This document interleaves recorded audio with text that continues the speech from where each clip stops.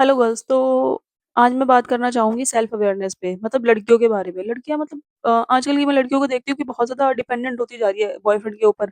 पहले की औरतें तो माना चलो हस्बैंड के ऊपर डिपेंडेंट होती थी, जब घर वाले उनको शादी वगैरह करके जाने देते थे, उसके बाद वो हस्बैंड पे डिपेंडेंट होती थी और हमेशा वहीं रहती थी, पिटती थी, मरती थी, फिर भी वहीं रहती थी। क्यों? क्योंकि उनको चाहिए होता था, क्या चाहिए होता था? पैसे चाहिए होते थे, मनी मैटर्स में उनका साथ चाहिए होता था।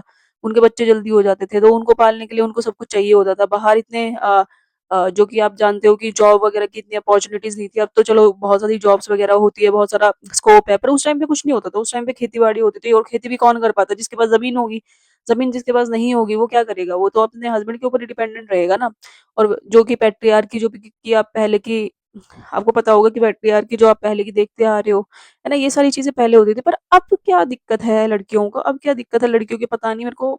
मतलब अभी भी वो अपने अब तो हस्बैंड के ऊपर भी नहीं, अपने बॉयफ्रेंड के ऊपर डिपेंडेंट है, क्योंकि लड़कियों को काफ़ी-काफ़ी साल हो जाते हैं, उनकी शादी नहीं होती, और वो किसके ऊपर डिपेंडेंट है? अपने बॉयफ्रेंड्स के ऊपर। कि भई मतलब पढ़ लिख लोगे, तुम्हें अपने माँ-बाप तुम्हारे माँ-बाप तुम्हें पढ़ाएँगे, सब कुछ तुम्हारे लिए करेंगे। फिर तुम किसके ऊपर डिपेंडेंट हो जाओगे? अपने बॉयफ्रेंड के ऊपर, कि नहीं मेरे को उससे प्यार मिल रहा है, मेरे को इससे प्यार मिल रहा है, ये मतलब 2 मैंने बहुत ज़्यादा एक्सट्रीम केसेस देखे हैं कि एक तो बहुत ज़्यादा ही अपने बॉयफ्रेंड के ऊपर डिपेंडेंट है कि हाँ, चलो मेरा बॉयफ्रेंड ये जो मेरा सब कुछ है, इसके साथ मेरे को रहना है। चलो अच्छी थिंकिंग है, आपको जिसके साथ रहना है, आपको रहना चाहिए उसके साथ, पर इतना ज़्यादा डिपेंडेंट हो जाना कि सामने वाला इंसान आपको एक्सप्लॉइट किए जा रहा है, तो भी आप कुछ नहीं कर पा रहे हो।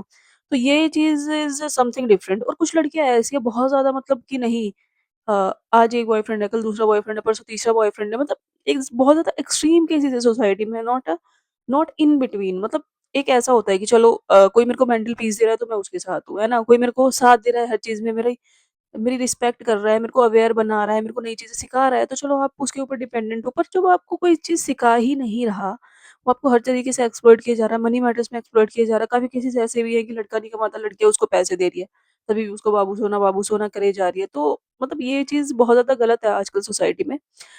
मतलब किस तरीके से आप इन चीज़ों से अपने आप को निकाल क्यों नहीं रहे हो? क्योंकि सेल्फ वर्थ तो आपकी कब होगी? जब आपको रिस्पेक्ट मिल रही है एक जगह से, तो वो रिलेशन अच्छा है। बेशक लड़का कम कमाता हो, लड़की ज़्यादा कमाती हो, है ना? तो उसमें सेल्फ रिस्पेक्ट अगर आपको मिल रही है, सेल्फ रिस्पेक्ट आप अपनी कर पा रहे हो, दूसरे से आप रिस्पेक्ट ले पा रहे हो, तो वो चीज़ सही है। पर मान लो आप भी उसको पैसे दिए जा रहे हो, वो कुछ कमा नहीं रहा है, तभी भी आप मतलब कुछ नहीं कर पा रहे हो, कि रिलेशन में आप अटके हुए लड़का आपको एक्सप्लॉइट कर रहा है कि मेरे को पैसे दे दे, है ना? तो मेरे को पैसे दे दे, और तो सारे आप उसके खर्चे चला रहे हो, मतलब मेंटली भी वो आपको टॉर्चर किया जा रहा है कि अपने घर वालों की बात मानती है, ये करती है, वो करती है। तो इन सारी चीज़ों से निकलो, है ना?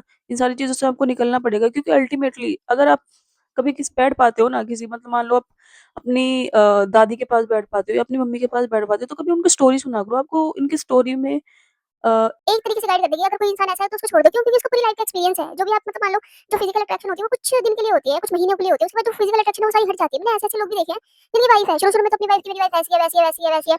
फिर जिसको वो बता रहे हैं ना, उसी में लाइन मारने लग जाएगा कि हाँ, नहीं, नहीं मेरी वाइफ तो ये वो, उसने ये कर दिया, उसने वो कर दिया। मतलब वो फिजिकल अट्रैक्शन क्या थी? वो क्या थी? शादी के बाद 2-3 महीने की वो फिजिकल अट्रैक्शन थी, जो कि अब खत्म हो चुकी है। तो उसके बाद क्या होगा? 2-3 महीने इज़ नॉट इनफ ना। कितनी आपको अपने पार्टनर के साथ कितनी लाइफ बितानी होती है? 30 साल कम से कम आप उसके साथ बिताने हैं ना आपको।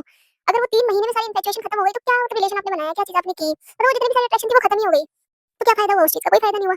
अगर वो आपके साथ 3 महीने में ही नहीं रह पा रहा, तो फिर बाद में वो पूरी ज़िंदगी क्या रहेगा? मतलब वो एक किनारे, आप दूसरे किनारे। जो होता है ना सिचुएशनशिप, क्या बोलते हैं, एक नया वर्ड है कि शादी में रहते-रहते भी कुछ आप बाहर अफ़ेयर चला सकते हो, तो दोनों दोनों partners are comfortable with it, है ना? तो वो वाली चीज़, मतलब क्या फ़ायदा ऐसी चीज़ करने का? फिर आप शादी क्यों करोगे? फिर क्यों आप एक तरीके में एक रिलेशन में घुस के रहोगे कि नहीं, उस घर में ही जाना है? अगर आपको करना ही नहीं है, तो आप हर दिन फिर अलग घर में जाओ ना। आपको क्यों मतलब उसी घर में जाओगे कि नहीं, नहीं मेरी वाइफ़ है, मेरा हस्बैंड है, इसके साथ मेरे 2 बच्चे हैं। तो इससे अच्छा तो आप शादी मत करो, या अपना माइंड पहले क्लियर रखो। गर्ल्स का इतना माइंड काफ़ी ज़्यादा क्लियर होता है इस चीज़ में, पर लड़कों का जो फिजिकल जो नीड्स होती है, पता नहीं क्या नीड्स होती है, वो मैं आज तक नहीं समझ पाई उन नीड्स को। कुछ लड़के अच्छे भी होते हैं, पर मतलब कौन सी नीड्स होती है जो आप अपने मतलब पार्टनर के साथ में, मेरे हिसाब से जो एक नीड होती है ना आजकल, चाहिए इमोशनल सपोर्ट, है ना? अगर इमोशनल सपोर्ट आपको नहीं मिल पा रहा है, इमोशनल मतलब आप अच्छे तरीके से नहीं रह पा रहे, आपको इमोशनल सपोर्ट नहीं मिल पा रहा, तो आप क्या करोगे उस चीज़ का?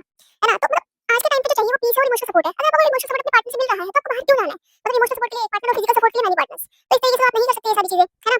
तो अपना एरिया डिफाइन करो कि किस तरीके से मैं क्या कर सकता हूँ या कर सकती हूँ। तो इन सारी चीज़ों से बहुत दूर रहो, क्योंकि this things are not good. मतलब इतना जो स्पिरिचुअलिटी आ गई है इंडिया में, तो मतलब लोगों को है कि यार ये चीज़ गलत है, ये चीज़ सही है। पर फिर भी लोग अच्छे तरीके से इसको डिफाइन करते हैं, नहीं यार फिजिकल नीड्स तो होती है, फिजिकल नीड्स तो होती है।